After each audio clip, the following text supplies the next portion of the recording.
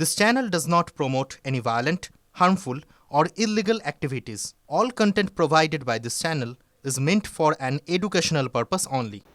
নমস্কার, টিভি9 বাংলায় আপনাদের সবাইকে স্বাগত জানাই। আপনাদের সঙ্গে রয়েছি আমি চয়নিকা। শুরুতেই চোখ রাখা যাক তৃণমূলের গোষ্ঠীদ্বন্দ্বে, যা নতুন কিছু নয়, কিন্তু এবার মালদায় তৃণমূলের গোষ্ঠীদ্বন্দ্ব সালিশি সভায় অস্ত্র হাতে দাপাদাপি করতে দেখা গেল। মালদার হবিবপুরে তৃণমূল নেতার বাড়িতে সালিশি সভা বসানো হয়, সেখানেই আগ্নেয়াস্ত্র হাতে দাদাগিরি করতে দেখা যায় পঞ্চায়েত সচিবকে। তৃণমূল নেতার বাড়ি ভাঙচুর দলেরই অপর গোষ্ঠীর। তামনে বুঝতেই পাচ্ছেন কিভাবে গোষ্ঠী কোন্দল কোন পর্যায়ে গিয়ে পৌঁছেছে, সেই ছবি আপনারা দেখতে পাচ্ছেন। তৃণমূলের গোষ্ঠীদ্বন্দ্ব একেবারে প্রকাশ্যে, সালিশি সভায় অস্ত্র হাতে দাপাদাপি। কোথা থেকে এলো অস্ত্র, সব মিলিয়ে কি ছবি উঠে আসছে জানতে চলে যাব আমাদের প্রতিনিধি শুভতোষের কাছে। শুভতোষ, প্রথমেই জানতে চাইবো কি থেকে গন্ডগোলের সূত্রপাত, দ্বিতীয় প্রশ্ন কোথা থেকে এলো এই অস্ত্র? দেখো, প্রথম প্রশ্ন তুমি যা করছো তাতে হচ্ছে যে তোমাকে বলি যে পরকীয়ার অভিযোগ ওঠে এই পঞ্চায়েতে। যিনি সচিব রয়েছেন, যিনি অস্ত্র হাতে দাপাদাপি করছেন, দাদাগিরি করছেন, সেই সচিবের বিরুদ্ধে পরকীয়া সম্পর্ক হয় এবং সেও জানা যাচ্ছে যে সেও পঞ্চায়েতেরই কর্মী, এক মহিলা। এবং এই নিয়ে বিবাদ চরমে ওঠে এবং এই বিবাদ নিয়ে সালিশি সভা বসে। রাজীব মণ্ডল নামে তৃণমূল নেতা, তিনি আবার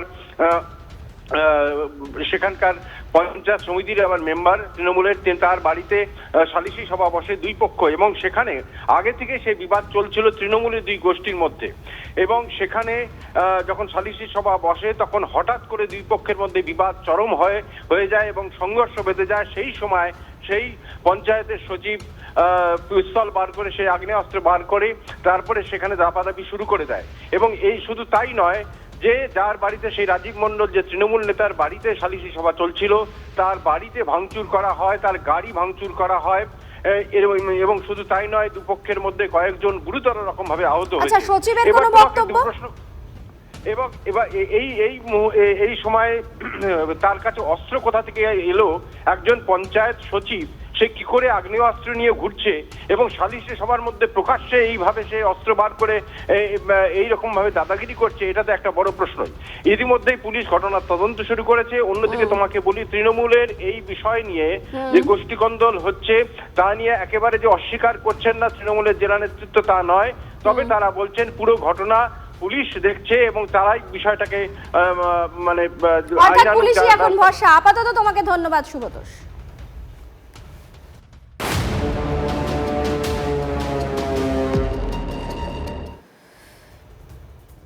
এদিকে বাংলাদেশে হিন্দু নির্যাতন নিয়ে ঢাকায় দ্বিপাক্ষিক বৈঠকে কড়া বার্তা দিল ভারত।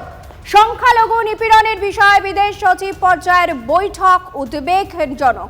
ওপার বাংলায় ইসকন মন্দির সহ বিভিন্ন ধর্মস্থানে হামলা নিয়েও বৈঠকে আলোচনা হয়েছে বলে সূত্রের খবর। সামগ্রিক পরিস্থিতি নিয়ে ভারত বাংলাদেশের থেকে গঠনমূলক পদক্ষেপ আশা করে বলে বৈঠক শেষে জানিয়েছেন বিক্রম মিস্ত্রি।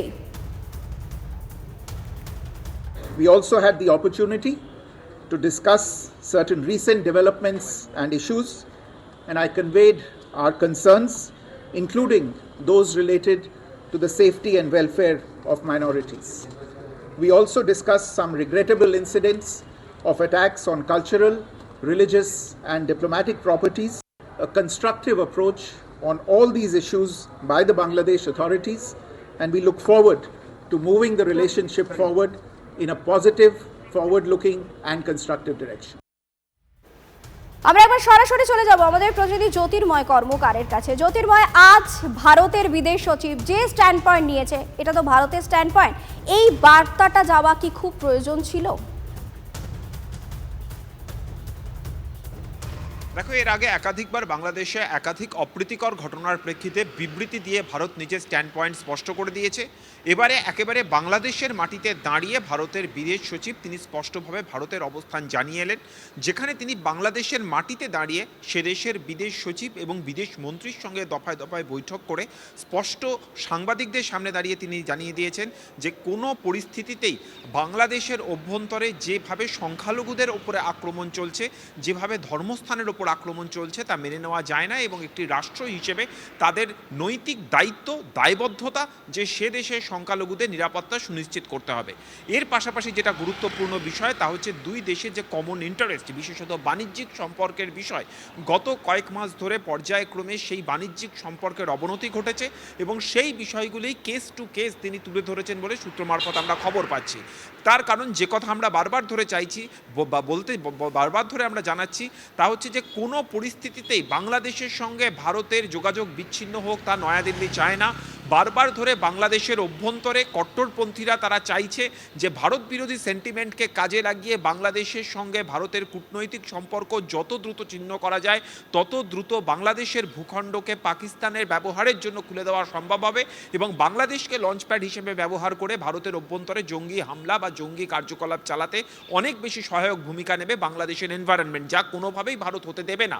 আর তা হতে না দেওয়ার জন্য যদি বাংলাদেশকে নিজেদের সঙ্গে কূটনৈতিক সম্পর্কে বাঁধতে হয়, তার মূল সেতু হিসেবে কাজ করবে বাণিজ্যিক সম্পর্ক। ফলত যে বাণিজ্যিক সম্পর্কের আপাত তোমাকে এখানে একটু ইন্টারাপ্ট করছি, আমরা টেলিফোনে পেয়ে গেছি আন্তর্জাতিক সম্পর্ক বিশেষজ্ঞ ঈশানী নস্করকে। ঈশানী দেবী, আপনাকে স্বাগত জানাই TV9 বাংলায়। আজ বিদেশ সচিব পর্যায়ের যে বৈঠক ছিল সেখান থেকে ভারত বাংলাদেশের থেকে গঠনমূলক পদক্ষেপ যে আশা করছে সেটা একেবারে স্পষ্ট করে দিয়েছে। আপনার কি মনে হয় এরপর পরিস্থিতি বদলাতে চলেছে? দেখুন, এইটা তো প্রত্যাশিত একটা অবস্থান ভারত নেবে, এটা আমরা সবাই ভারতীয়রা আশা করেছিলাম।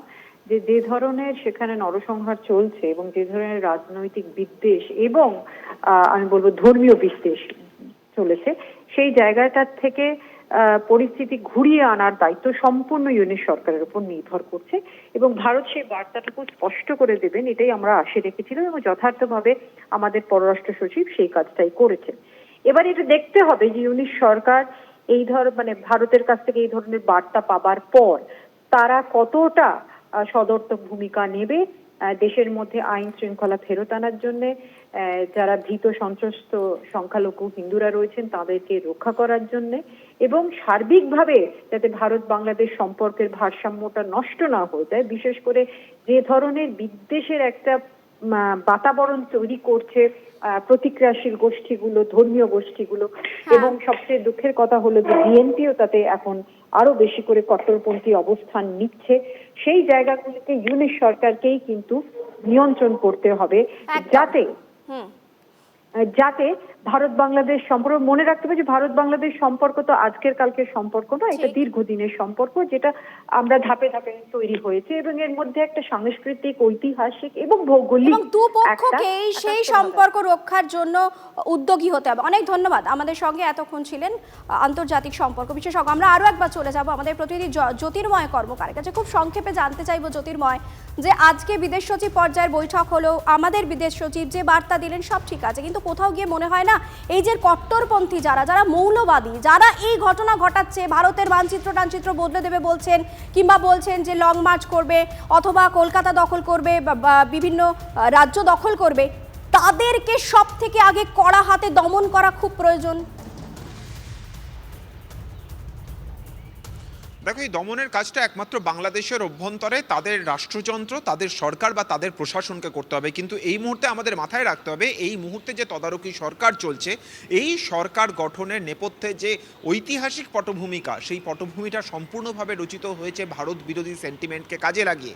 শেখ হাসিনাকে উৎখাত করা হয়েছে ভারত বিরোধী সেন্টিমেন্টের মধ্যে দিয়ে এবং তার পরবর্তী ক্ষেত্রে এই মুহূর্তে যে সরকার গঠিত হয়েছে সেটাও কিন্তু সম্পূর্ণভাবে একটা ভারত বিরোধী সেন্টিমেন্টের ওপর ভিত করেই তৈরি হয়েছে। ফলত আন্তর্জাতিক দুনিয়া তারা বাংলাদেশের এই পরিস্থিতি দেখছে এবং আগামী দিনে দাঁড়িয়ে যেভাবে মানবাধিকার লঙ্ঘিত হচ্ছে, শুধুমাত্র ভারত নয়, সারা বিশ্ব, বিশেষত প্রথম বিশ্বের দেশগুলো হচ্ছে যথেষ্ট উদ্বিগ্ন। সেই চাপ যে বাংলাদেশের উপর পড়বে সে কথা নিঃসন্দেহে বলা যায়। অনেক ধন্যবাদ। জ্যোতির্ময় কর্মকার আমাদের প্রতিনিধি আমাদের সঙ্গে সরাসরি ছিলেন। এই ঘটনাকে কেন্দ্র করে বিভিন্ন রাজনৈতিক দলের প্রতিনিধিরা কি বলছেন আপনারা শুনুন।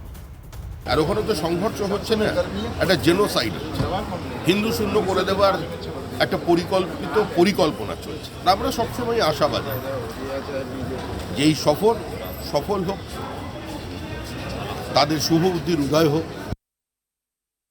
দুর্ভাগ্য যে এখনো বাংলাদেশে তো নির্বাচিত সরকার নেই, কার সঙ্গে কে কথা বলবে জানি না।